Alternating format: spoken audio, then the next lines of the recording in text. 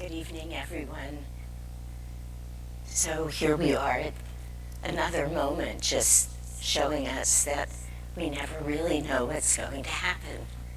And we, fortunately, are people who live in such a way that we rise to the occasion and to the moment, very quickly turn what was to be a beautiful in-house program celebrating Master's birthday into a beautiful online program celebrating Master's birthday. So it's great to be sharing this with all of you. Happy birthday to everyone, those of you in the temple and all of you at home. We always celebrate Master's birthday together like this because really, in essence, very much like what we've just been talking about with Christ consciousness being reborn within us.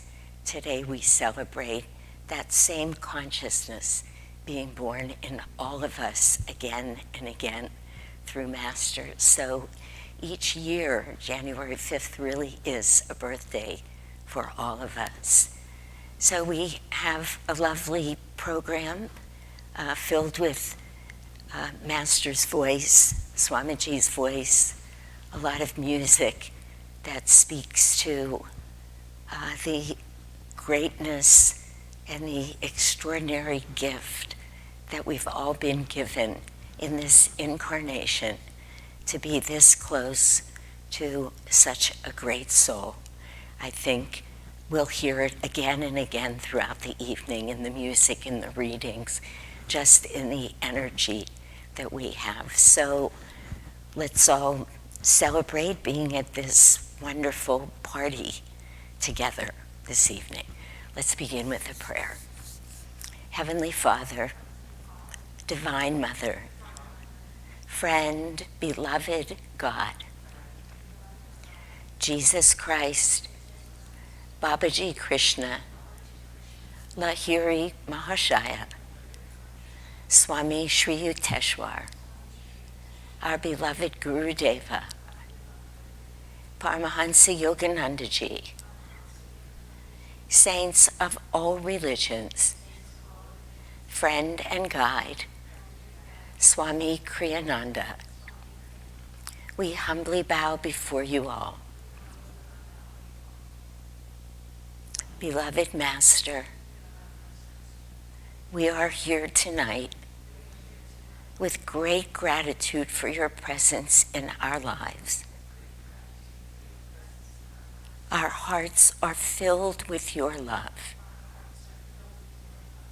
And we ask that you be with us to help us become ever increasingly pure channels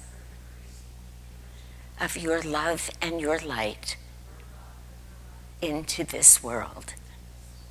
Happy birthday, dear Master. We love celebrating with you. Om, peace, amen.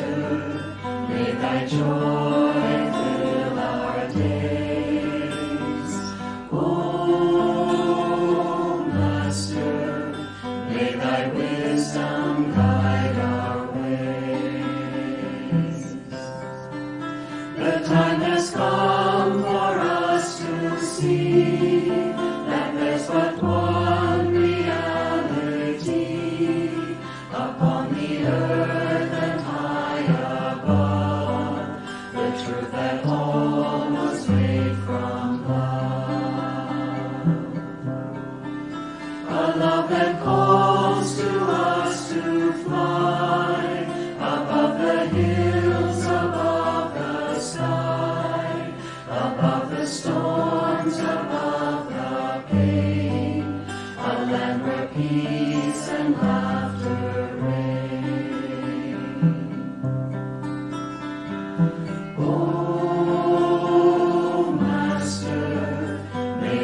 joy fill our days. O Master, may thy wisdom guide our ways. Guide all our hopes and all our dreams, past every glow that only sees, into the light, the inner sun, into the truth that we're all one. Help us to find in every hour, in every thought, in every flower, a joy that spans eternity, the truth that makes us ever free. O Master, may thy joy fill our days. O Master, may thy wisdom guide our ways. The time has come for us to see that there's but one reality upon the earth and high above, the truth that all was made from love. A love that calls to us to fly above the hills, above the sky, above the storms, above the pain, a land where peace and laughter reign. O Master, may thy joy fill our days. O Master, may thy wisdom guide our ways. Guide all our hopes and all our dreams, past every glow that only seems, into the light, the inner sun, into the truth that we're all one. Help us to find in every hour, in every thought, in every flower, a joy that spans eternity, the truth that makes us ever free. O Master, may thy joy fill our days. O Master, may thy wisdom guide our ways. O Master, may thy joy fill our days. O Master, may thy wisdom guide our ways.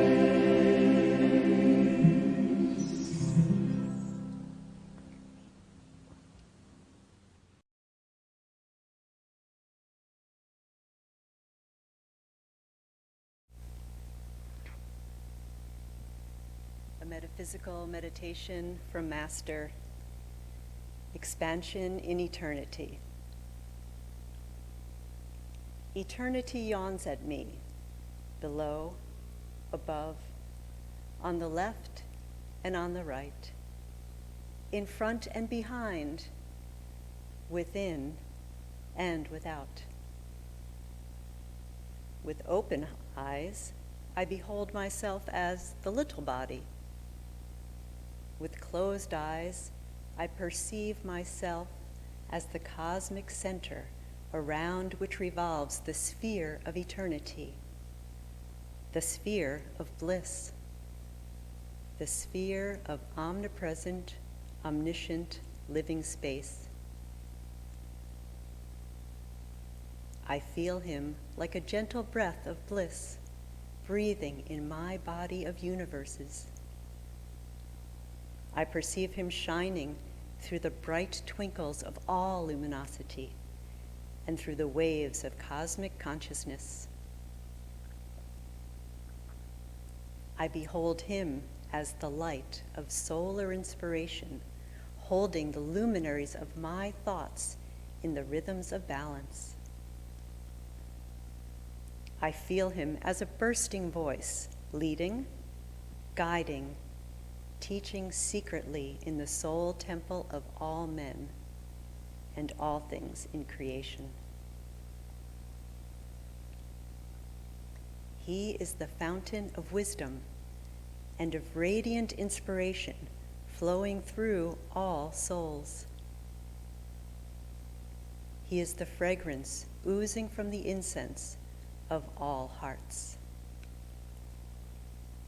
He is a garden of celestial blossoms and bright thought flowers. He is the love that inspires our love dreams.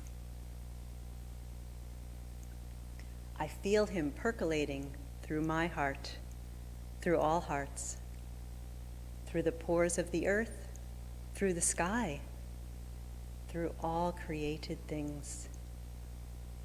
He is the eternal motion of joy.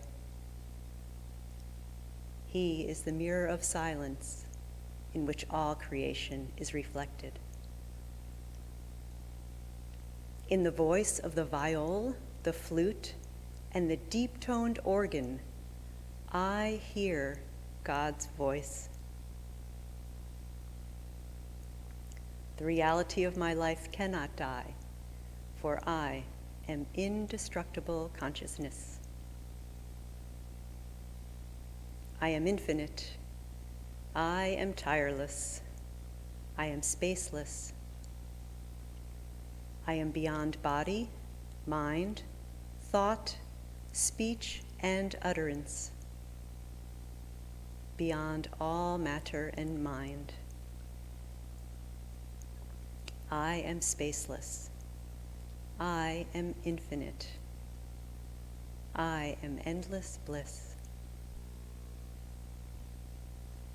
The ocean of spirit has become the little bubble of my soul.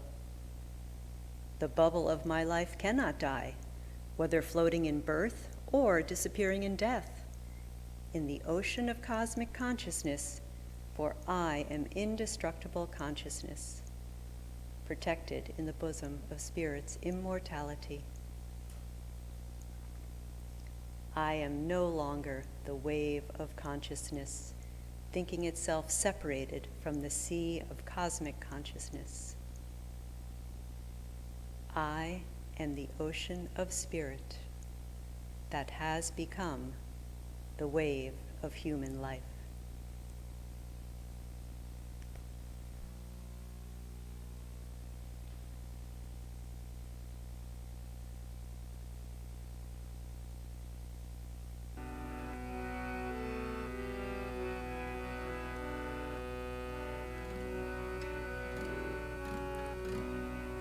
When I awake, I'll see thy face. When I awake, I'll see thy light. When I awake, I'll see thy face. When I awake, I'll see thy light. Mother, awake me from my dreams. Mother, awake me in thy light. Hand in hand we're dancing together in thy light. Mother, awake me from my dreams. Mother, awake me in thy light. Hand in hand we're dancing together in thy light. When I awake, I'll end all sorrows. When I awake, I'll know thy joy. When I awake, I'll end all sorrows. When I awake, I'll know thy thy joy. Mother, awake me from my dreams. Mother, awake me in thy joy. Hand in hand we're dancing together, dancing together in thy joy.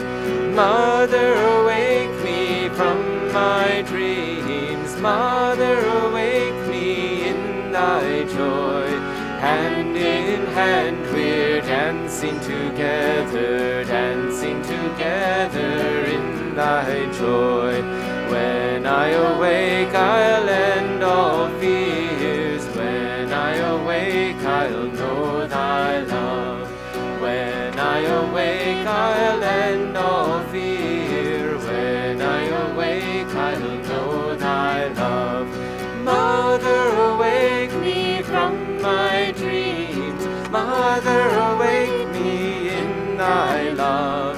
Hand in hand we're dancing together, dancing together in thy love. Mother, awake me from my dreams. Mother, awake me in thy love. Hand in hand we're dancing together, dancing together in thy love. When I awake I'll see thy face. When I awake I'll see thy light. When I awake I'll see thy face. When I awake I'll see thy light. Mother, awake me from my dreams. Mother, awake me in thy light. Hand in hand we're dancing together, dancing together in thy light. Mother, awake me from my dreams. Mother, awake me in thy light. Hand in hand we're dancing together, dancing together in thy light. When I awake I'll end all sorrows. When I awake I'll know thy joy. When I awake I'll end all sorrows. When I awake I'll know thy joy. Mother, awake me from my dreams. Mother, awake me in thy joy. Hand in hand we're dancing together, dancing together in thy joy. Mother, awake me from my dreams. Mother, awake me in thy joy. Hand in hand we're dancing together, dancing together in thy joy. When I awake I'll end all fear. When I awake I'll know thy love. When I awake I'll end all fear. When I awake I'll know thy love. Mother, awake me from my dreams. Mother, awake me in thy love. Hand in hand we're dancing together, dancing together in thy love. Mother, awake me from my dreams. Mother, awake me in thy love. Hand in hand we're dancing together, dancing together in thy love. Hand in hand we're dancing together, dancing together in thy love. Dancing together in thy love. Dancing together in thy love.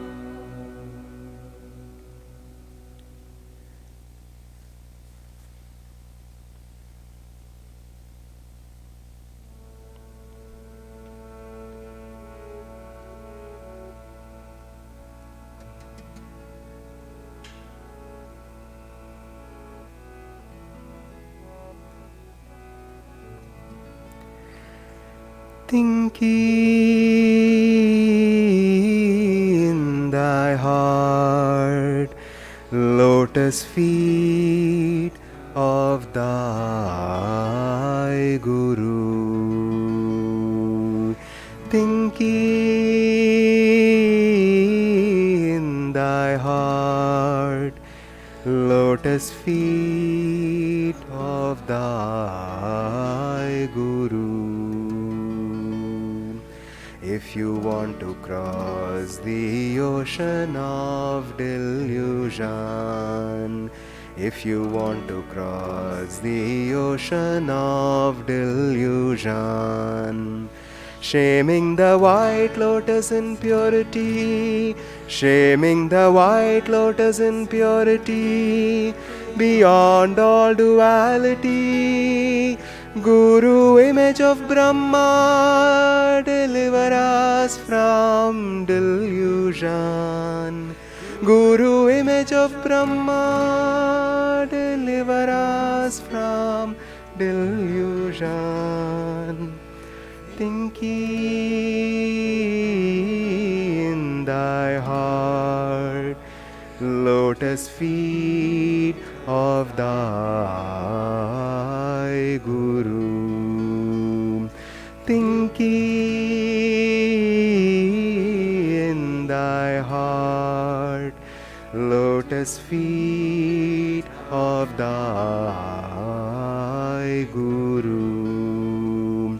If you want to cross the ocean of delusion, if you want to cross the ocean of delusion, shaming the white lotus in purity, shaming the white lotus in purity, beyond all duality, Guru, image of Brahma, deliver us from delusion. Guru, image of Brahma, deliver us from delusion. Think in thy heart, lotus feet of thy Guru. Think in thy heart, lotus feet of thy Guru. If you want to cross the ocean of delusion, if you want to cross the ocean of delusion, shaming the white lotus in purity, shaming the white lotus in purity, beyond all duality, Guru, image of Brahma, deliver us from delusion. Guru, image of Brahma, deliver us from delusion. Think in thy heart, lotus feet of thy Guru. Think in thy heart, lotus feet of thy Guru.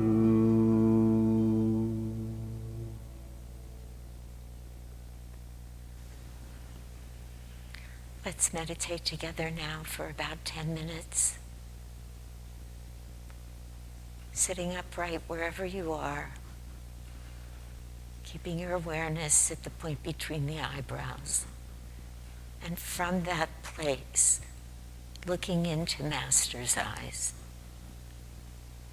Master said, when I look through my third eye, I see saints everywhere and in everyone.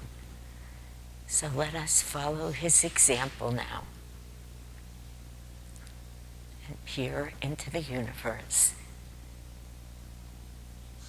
seeing God consciousness, feeling it.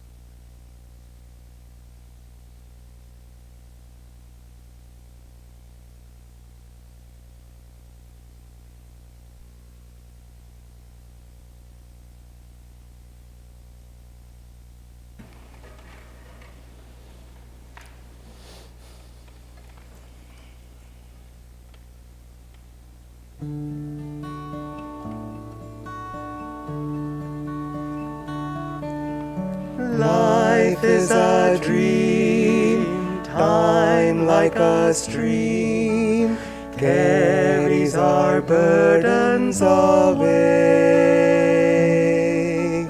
Never despair, joys everywhere. Love can befriend you today.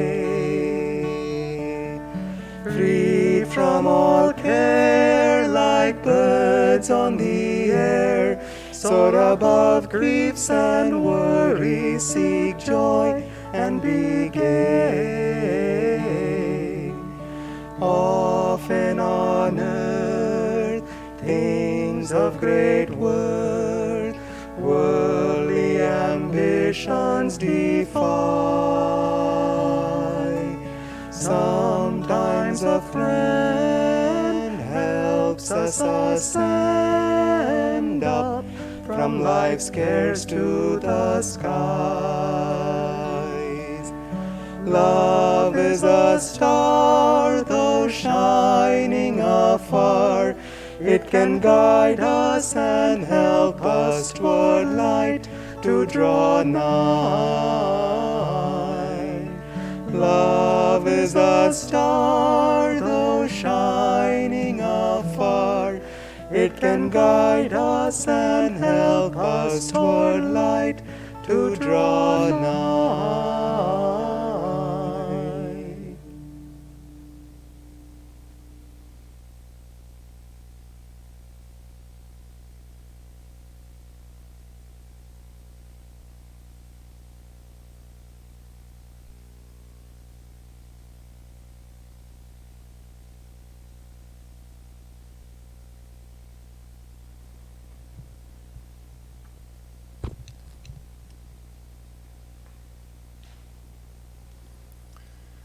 A reading from The New Path by Swami Kriyananda.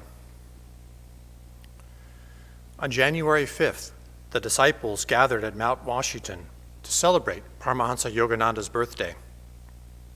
As the function began, we went up to him individually and knelt for his blessing. After a banquet, later, he spoke of his longing to see an awakening of divine love throughout the world.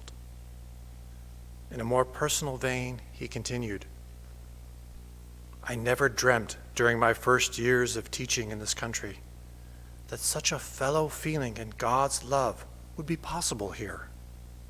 It exists only because you have lived up to the ideals that I have cherished and which I have lived for in the company of my great Guru. Friendship in God surely was the key to our relationship with him. It implied no easygoing relationship such as worldly people enjoy with one another, but rather demanded of us our utmost. The friendship our Guru extended to us was to our souls. To reciprocate in kind meant to strive ever to meet him on that divine level. Those who clung to the desire for ego gratification could not coax from him a compromise in the pure quality of his friendship for us. If a disciple flattered him, Master would gaze at him quietly, as if to say, I will not desecrate the love I have for you by accepting this level of communication. Always, he held out to us the highest ideal to which each of us might aspire. Such perfect love imposes the most demanding of all disciplines, for it asks nothing less of the disciple ultimately than the total gift of himself to God. I used to pray to Master, teach me to love me. Teach me to love you as you love me.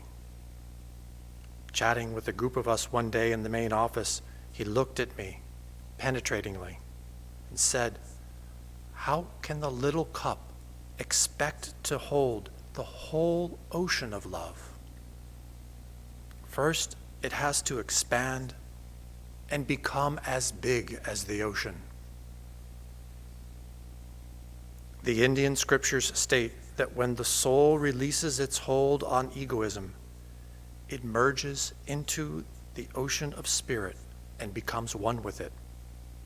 While most of us loved Master from varying degrees of ego consciousness, his love for us was without limit, cosmic.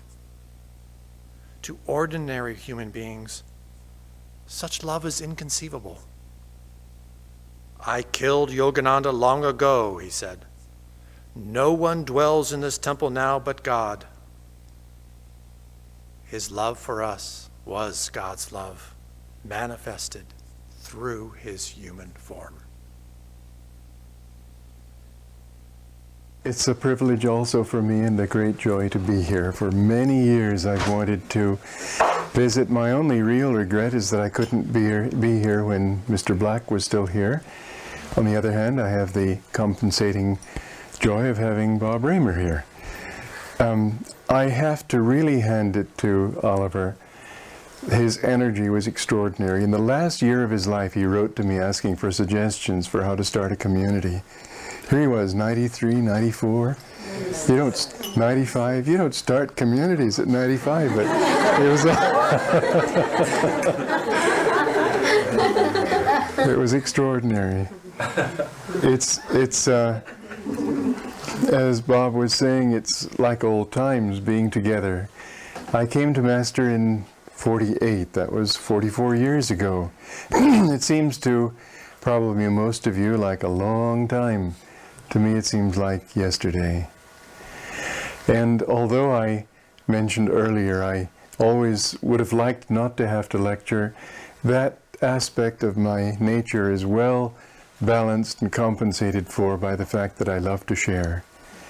And what I love to share is his teachings, his philosophy, his vibration, if possible, to the extent that he allows me to be a channel for that. Because he's no longer with us, and yet he's with all of us. To me, his reality is not something that ended on March 7th, 1952, when he left his body. His reality is today. I feel him with me all the time. I see him in many of you. That reality that he brought into the world was not a historic event, although it was also that. It was a new vibration, a new dispensation that will last for a long, long time, perhaps forever on this planet. Just as all the great saints who ever lived are still living. In fact, there's a very interesting example of that springs to mind, of a book that I discovered in India called the Book of Bhrigu, which is Bhrigu is an ancient saint. Master tells a story about him in his lessons, about his humility and how through his humility Krishna called him the saint of all saints. In the Bhagavad Gita he's called, among saints I am Bhrigu. And he wrote a book of prophecies, at least he's supposed to have written them. And a number of people have gone there, including myself, and found things about themselves, very specific names, etc. But one man told me a really interesting story, that he's an Indian who lives in Los Angeles, went back to India and visited this Book of Bhrigu. And during the reading it said, while this is being read, there will be a thunderclap. And there was absolutely a blue sky. Right at that moment, there was a loud thunderclap. And it makes you think that those saints who lived thousands of years ago, they're just as alive today. They can be just as active in people's lives whenever we come onto this planet in time, because they are beyond time. And that's how Master is, beyond time. One time, Louise Royston, she was an older disciple, looked something like a rabbit, sort of a little fuddy-duddy. Master used to say about all the people who would find freedom salvation in this life, and he'd look out the window. I remember him at the desert looking out the window and saying, even she. And he said, you know, she was even uglier when she came. It was, you know, he was so human. And yet, so full of love, so kind. In all his dealings, you were dealing with a God-man and a man-God, and you couldn't tell which was which. There was this lovely story, I think I've mentioned it in my book, The Path, of how he went out to a shop. He had a little collection of umbrellas. He used to collect things more to keep his mind down to the body than for anything else. Umbrellas couldn't mean much to him after all. Somebody who could roam around the astral, but or the universe in God. But he bought this umbrella, and he haggled the man down because he felt, well, he was representing a spiritual work. He should get the best price possible. He should be practical. And so he knocked him down to the best price he possibly could. And then, having gotten this absolute bargain, gave him twice as much money as the man asked for. And the man said, oh, you're a gentleman. And he gave him his best umbrella. And Master came back, and I remember him saying, and he said, that was an awfully poor rug he had in his shop. I think I'll buy him a new rug. But this kind of sweetness that was under all the, after all, he was a conqueror too. He was a man who had to build a great work. He was very, very strong and dynamic, but underneath that, there was this lovely sweetness of nature that pervaded everything that he did. You could always, sometimes he'd have to scold us. I know when he scolded me, I'd look into his eyes, and I'd see that look of regret in his eyes, that if only he didn't have to scold me, but I needed it. It made me feel bad for making him scold me. There was a delightful story of that one of the monks there told me, that he was sitting in a room, this third floor interview room upstairs, and there was a nun sitting at one end of the room, and this monk was sitting at the other end. A room not quite this long, but a fairly large room. And Master was giving this nun a good scolding. And he'd think that he was really angry. But he was only trying to impress this thought on her. And every time he turned his back to her and was facing this monk, he'd break into a smile and wink and then turn back like this. But he had this kind of control that made it possible for him to switch from one to another. Why? Basically because he wasn't even there. That was the other thing that amazed me when I look at him. He wasn't there. He was everywhere. You weren't looking into the eyes of a person with a personality. And when people talk about him and his personality, I realize they haven't really understood. He did have a personality in the sense of something he had to assume. You have to function with something after all. But it wasn't a personality because there was no personal likes or dislikes. He had no thought that I like this or I like that. Some people like to eat mangoes because the Master loved mangoes. Well, yeah, he loved mangoes, but also he couldn't have cared less about them. He liked everything. What could he not like? I remember asking Ananda Mohima, and I was talking Bengali, and I didn't know quite how to say it. So I wanted to ask if what I had done was pleasing to her in a spiritual sense, and I didn't know how to say pleasing to you, so I said, does it make you happy? She said, I'm always happy. And in fact, that's what you find on the path. The longer you go on the path, the more you find you're always happy and nothing really touches you. And you could be at death's door and you just lie there blissfully feeling happy. And people do things that are unfair, unkind, and in one way you are sorry, but on the other hand, you know it doesn't touch you. You're happy in yourself. That's what this spiritual path is all about. That, I think, is the ultimate guideline to moral judgments. That is to say, whether I'm doing the right thing or the wrong thing. Does it give you inner bliss? And that's how Master was. He was not touched by anything. He was always in that bliss. Being with him, you had to watch it though. He didn't put it out. You had to tune into it. He didn't go around with M for Master on his T-shirt. It was something that you had to sort of catch. And even the miracles that he performed, he never did said, "Lo, I do such and such," but around him things happened. I remember this episode, I think I've mentioned this also in the path, how a brother disciple and I were plastering a garage.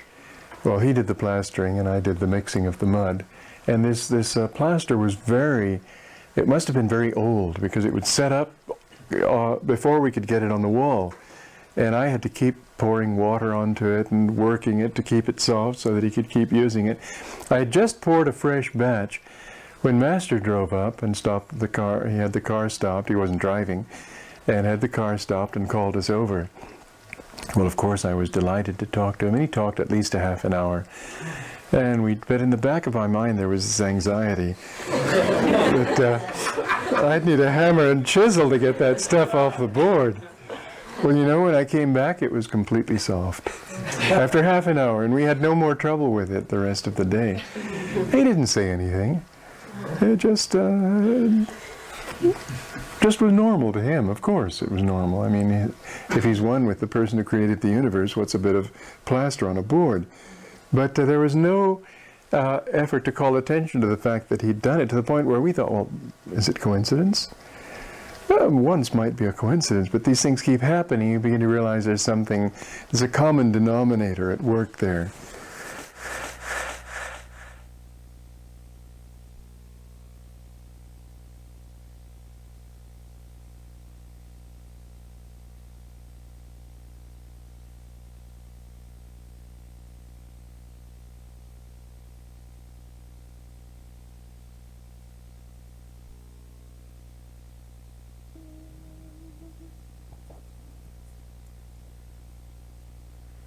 Long I've called you, my Lord. Long I've called you. Many years I have longed for your sight. Bathe the darkness with tears of devotion, offered candles in prayer to your light. How much longer, friend, must I cry your name? I am yours, ever yours. Will you come? Long I've called you, my Lord. Long I've called you. Many years I have longed for your sight. Bathe the darkness with tears of devotion, offered candles in prayer to your light. How much longer, friend, must I cry your name? I am yours, ever yours. Will you come?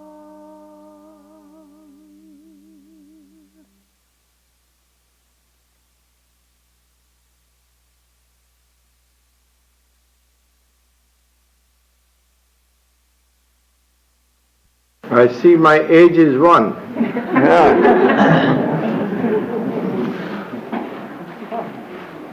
In San Francisco, I remember in the Scottish Rite Auditorium before thousands, I worked up to the problem as to what my age was.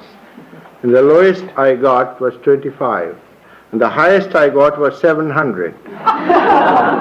And so I asked them, do you want to know my age? And they all said, yes, from the whole. And I said, I never tell my age. And they just screamed almost. They were asking the age of my house. I have no age. My age is one. Infinite. When you ask a person his age, you don't ask the age of the house. Or it is not the age of the person. This is the house that I live in. My age is infinite. So it's wonderful to have one candle. Shall I put it out? If you can, yes. I think I have. Help. You want us all to help? I think still I have a little strength of breath.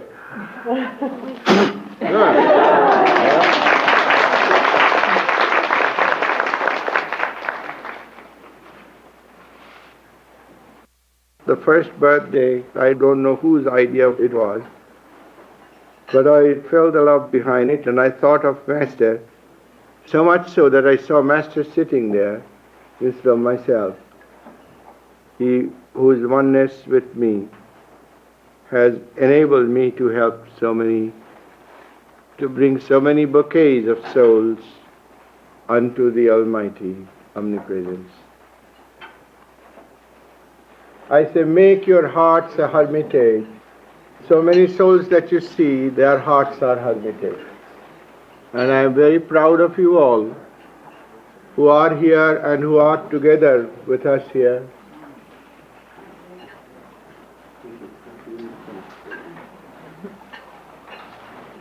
You may think that God is invisible and doesn't talk to you. That isn't true. You keep him away, far away from you. Those who think him to be the nearest of the dear, they find him nearest of the near, dearest of the dear. And those who think him far away, they do not find him at all, for he is far away. You close your eyes and the light is gone, right in front of you. You open your eyes, it's there. So is God's omnipresence. He has purposely hidden. Imagine if he had talked to all, he would be pestered to death. I don't think he would like to exist anywhere because he is everywhere. That's why he remains quiet. And to make him talk, you have to give him the third degree of your heart. Then he will talk. And he does talk. If I didn't know, I wouldn't have told you so. He does talk. And he does answer. It is so touching. He is more than human because he has become all human beings. It is foolishness to say that God is not personal. God is very personal. He has become all of us. And when we see him working through everybody. Sometimes a little child will say something and I'll hear his voice. And it is true. Behold him through every niche of space, on every altar of your thought, and he shall behold you. He who watcheth me everywhere, I watch him always. He never loses sight of me, nor I lose sight of him. That's what Bhagavad Gita says. God bless you all.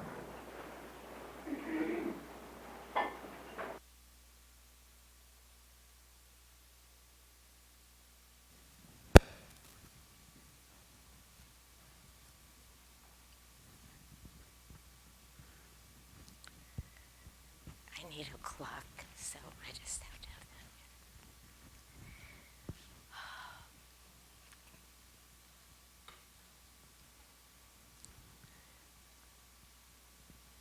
When Dr. Lewis introduced Master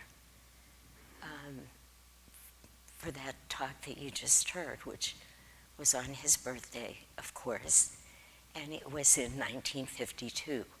So it's powerful to know that it was just a couple of months, few months, before he would be leaving his body. He, of course, knew that.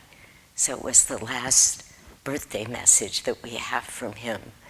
But when Dr. Lewis introduced him in that talk, the applause just went on and on and on. It was very powerful listening to it today. Just imagining what those souls felt like sitting in that room. And he was there. I mean, it's such an odd thing to say, but there was Master, and you could feel the explosion of joy. It wasn't simply applause, though it's compelling if you hear it. It just, it takes you beyond this state that you're in. But you realize that it was human beings just looking for a way. It was this energy coming through them. How can we express our love, our gratitude, this extraordinary feeling that he's here? Because Dr. Lewis said, here is the greatest gift of all. Our Master is right here with us. That's how he introduced him. And it just took my breath away. That's all I can say. I heard this little blurb yesterday that we played for you just now. I hope you could understand it. Sometimes it's hard to understand Master. If you pull it up on your own computer, it's much easier to understand. But he was so charming. And somehow today I downloaded that whole talk, and I spent much of the day listening to it. I would listen to a little bit of it, then take care of whatever other business, then listen again, and then meditate for a while. And so I really had this experience of spending the day with my dearest friend. That's what it felt like, because when you hear this talk, and you could hear it just now when he was talking about the people in the Scottish Rite Temple, and he said, so I said to them, do you want to know my age? And then from the whole temple, he said there were thousands. I think he said that there. He said it came, yes. And he's right in it. It's exactly what Swamiji said. Swamiji said, when he was talking about Louise Royston, when he made that comment, which is, you could think it was terrible, but when you watch Swamiji say it, and you realize, and Master looking and saying, she was even uglier when she first got here, that he would just be so human and just say, that's the truth. In essence, saying, look at what this energy has done for her. But all through this talk, all through this last birthday talk, there is so much love. I listened to the talk because I was saying to myself, what is the thread? What will I speak about tonight?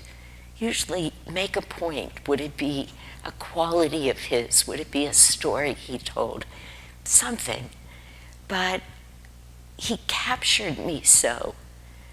And what I found all day and what I'm feeling now as I listen to this music that calls to him, this Swamiji's words speaking about him and laughing and so joyful, Swamiji, as he's speaking about Master, and then Master himself, and listening to this talk it was about an hour and 20 minutes. It wasn't a talk.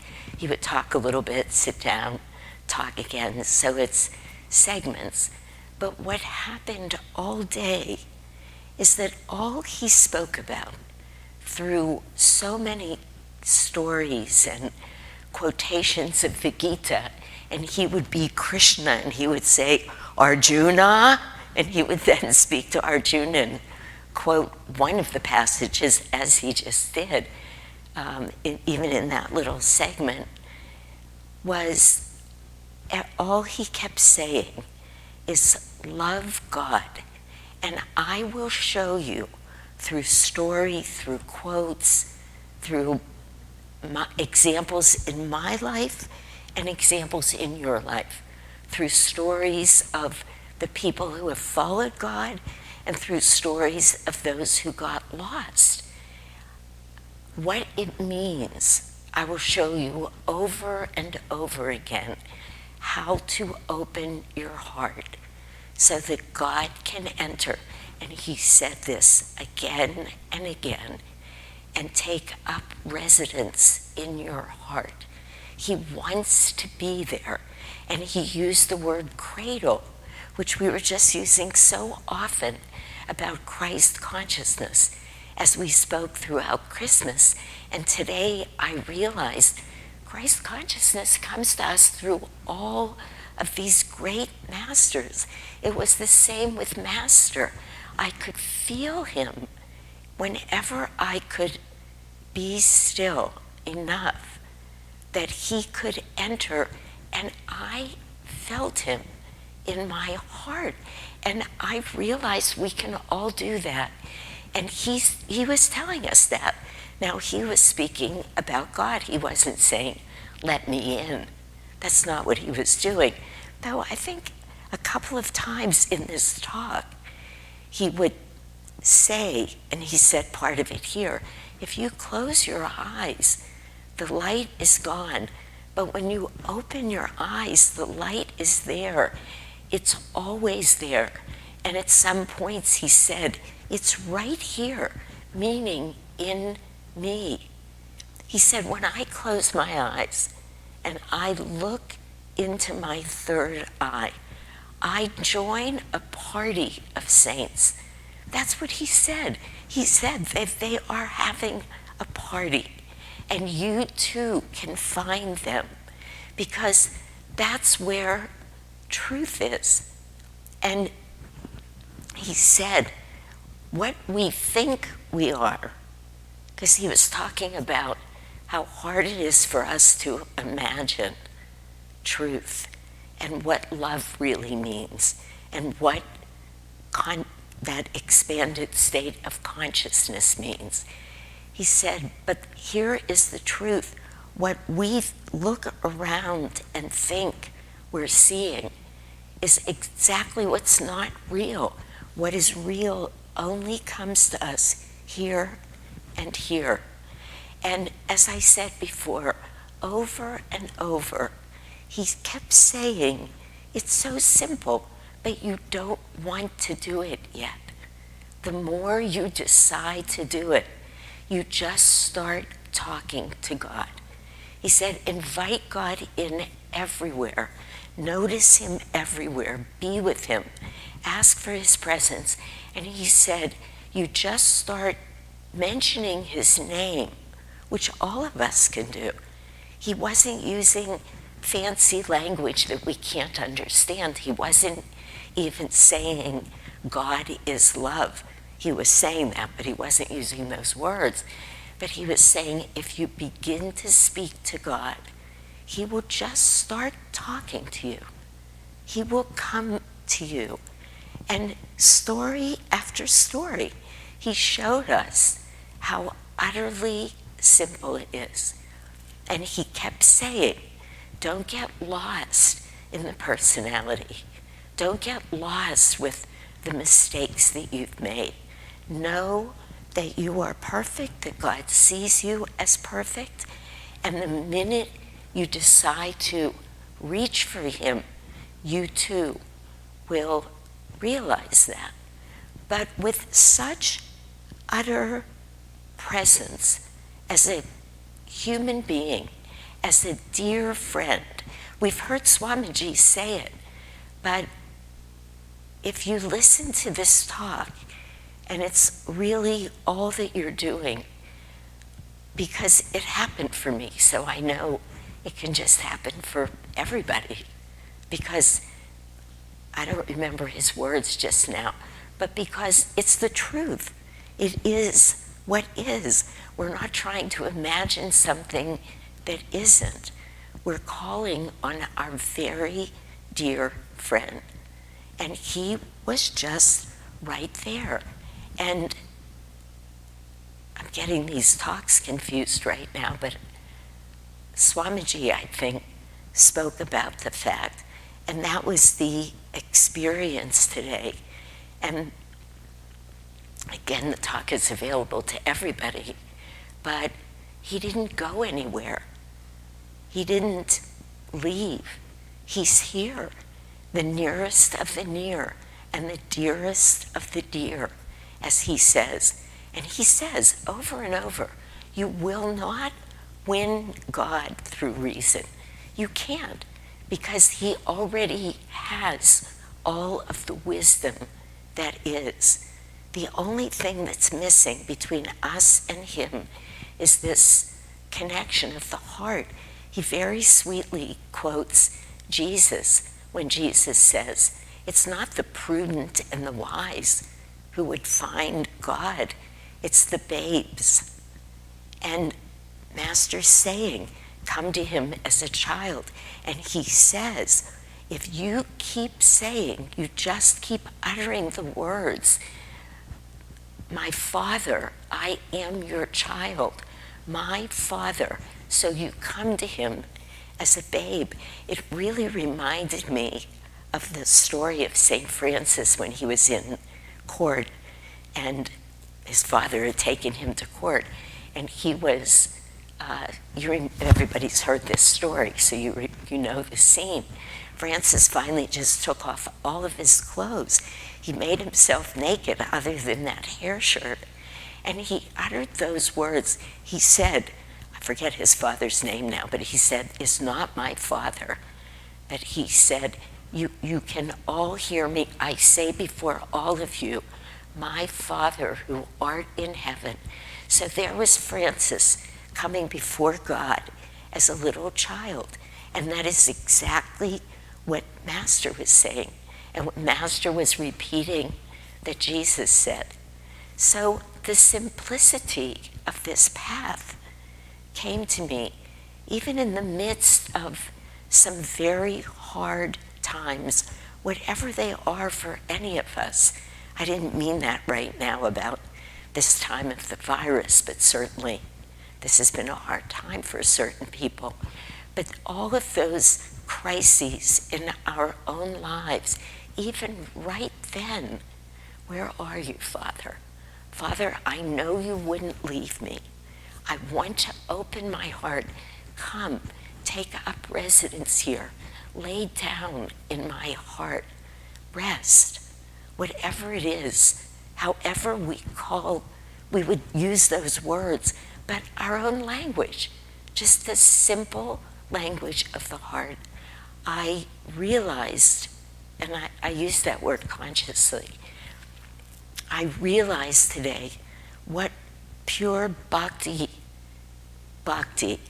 Master brought, what absolute ability to just awaken love in so many hearts, to give us that experience so that we could bypass the mind and just be with him and feel him. Swamiji says in some talk somewhere, we didn't hear it today, but he's told us he used to often just sit in the back of the room because he wanted to just absorb Master's vibration. He wanted to just feel that. And what is that? That is this incarnation of pure love that came when he did, to bring all that he brought, and up to and including Kriya Yoga, and as many times as he says later in this talk, it's all about meditation. But what is meditation?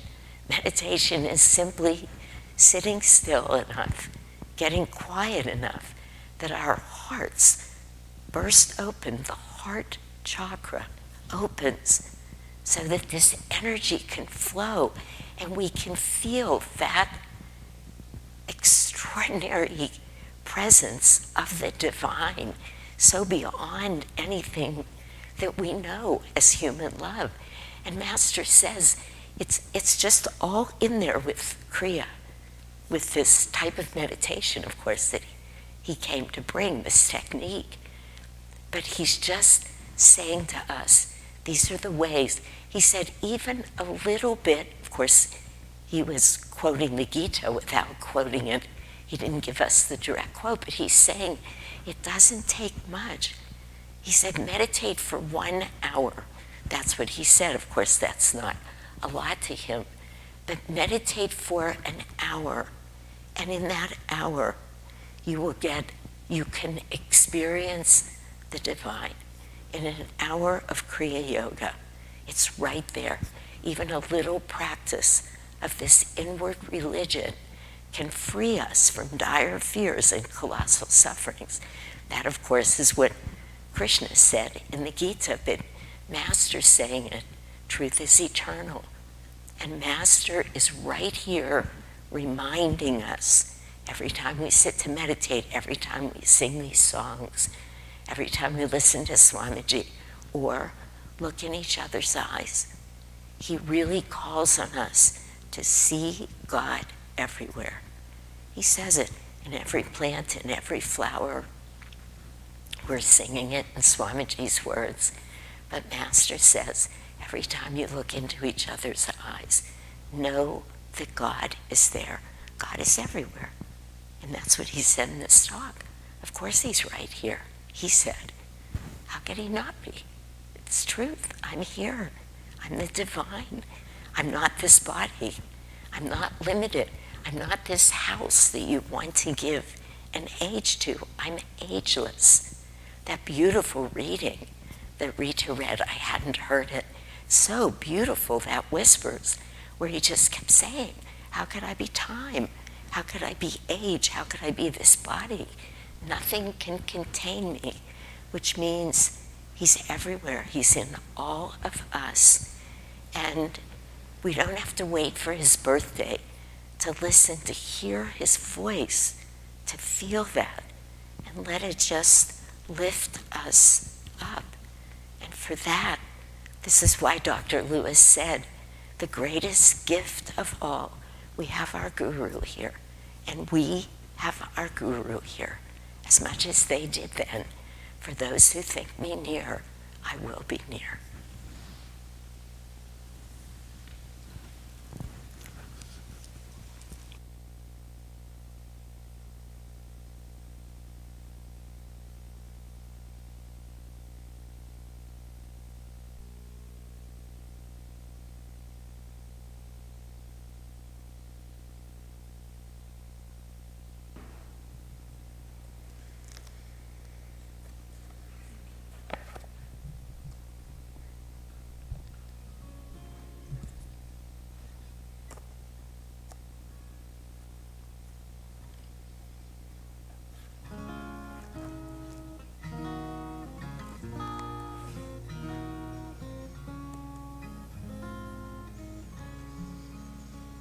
So silently and sweetly the Master comes to me.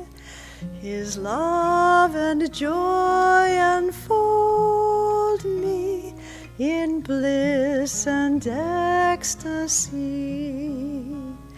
My mind is calm and peaceful, all cares are swept away, and in his omnipresence I know that I am free.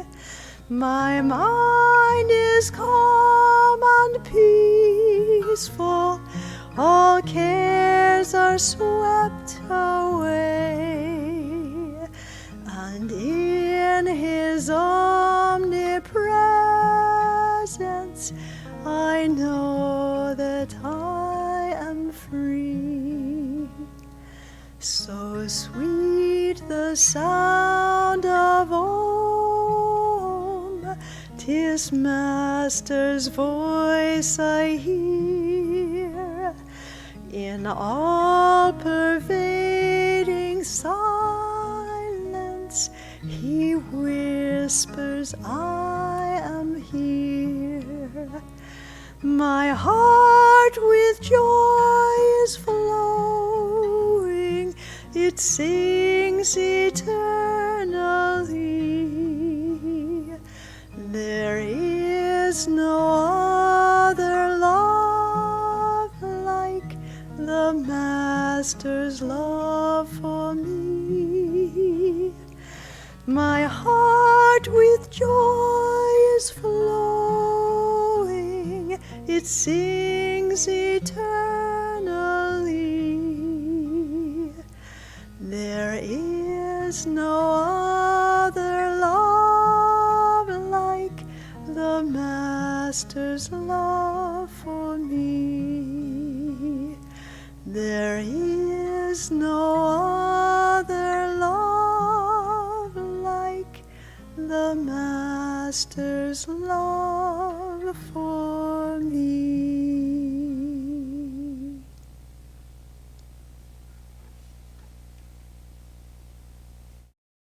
Hello, dear friends. Thank you for being a part of this wonderful work, or at least tuning into it. This January 5th is the birthday anniversary of our great guru, Paramhansa Yogananda. Really, all of our life depends on the great gift of his wisdom, his joy, and his love.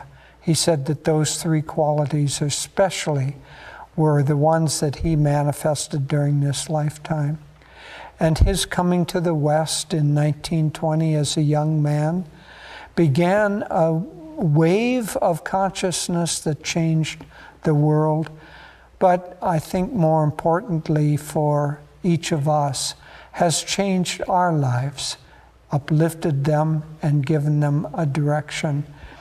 And we want to do everything we can in remembrance of his birth into the world and into ultimately our consciousness, to honor him and to say, happy birthday, Master. It was nearly 130 years ago that Paramhansa Yogananda was born into this world. He was then Mukunda Lal Ghosh, born into a devout Hindu family in the city of Bareilly in northern India. But his destiny was not to remain in India, even to remain a Hindu. His destiny was to change the consciousness of the world. He was invited in 1920 to leave India, come to the West, and his great guru, Sri Yukteswar, said to him on the eve of his leaving India, he said, forget you were born a Hindu, but don't become an American, a Westerner. Take the best of your brothers and sisters of all people, of all nations, and show them your true self, a child of God. And this is the path that we follow. We are neither Easterners nor Westerners, Hindus or Christians or Jews or Muslims. We are children of God, born in the same light as our great guru, Yogananda Ji. And so as this year unfolds, 2022, it may be a year of great challenges for you, for me, for the whole world. But remember, Yogananda faced every obstacle in life. He said, there are no obstacles, there are only opportunities. So this year, let us see it as a year of great spiritual opportunities, that we might all grow deeper in God, deeper in our Guru's blessings and inner presence, and may we be able to share his great, great consciousness in whatever capacity we can with everyone whom we meet. So, as Master said, the yogi must stand unshaken amidst the crash of breaking worlds. And so the worlds may break around us, but as followers of the great yogi who wrote his autobiography, let us stand unshaken and be a source of strength and hope and courage to all whom we meet. God bless you all.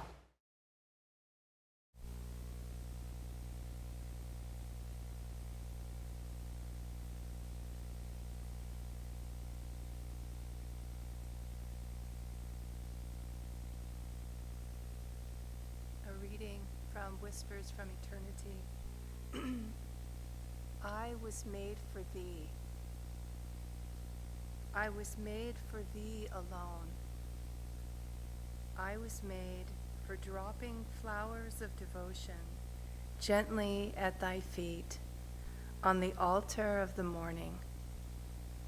My hands were made to serve thee willingly, to remain folded in adoration, waiting for thy coming, and when thou comest, to bathe thy feet with my tears.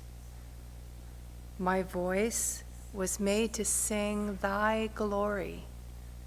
My feet were made to seek thy temples everywhere.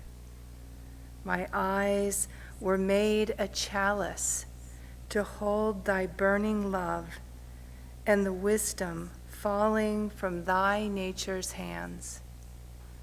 My ears were made to catch the music of thy footsteps echoing through the halls of space, and to hear thy divine melodies flowing through all heart tracks of devotion. My lips were made to breathe forth thy praises and thine intoxicating inspirations. My love was made to throw incandescent searchlight flames to find thee hidden in the forest of my desires. My heart was made to respond to thy call alone. My soul was made to be the channel through which thy love might flow uninterruptedly into all thirsty souls.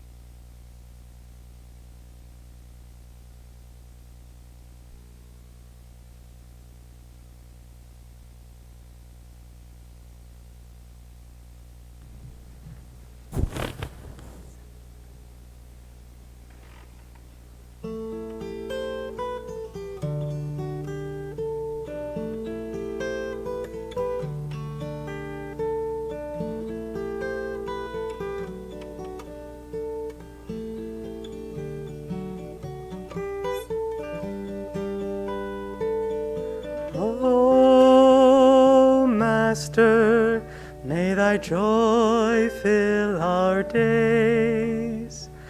O Master, may thy wisdom guide our ways. The time has come for us to see that there's but one reality upon the earth and high above, the truth that all was made from love. A love that calls to us to fly above the hills, above the sky, above the storms, above the pain, a land where peace and laughter reign. O Master, may thy joy fill our days. O Master, may thy wisdom guide our ways. Guide all our hopes and all our dreams, past every glow that only seems, into the light, the inner sun, into the truth that we're all one. Help us to find in every hour, in every thought, in every flower, a joy that spans eternity, the truth that makes us ever free. O Master, may thy joy fill our days. O Master, may thy wisdom guide our ways. O Master, may thy joy fill our days. O Master, may thy wisdom guide our ways.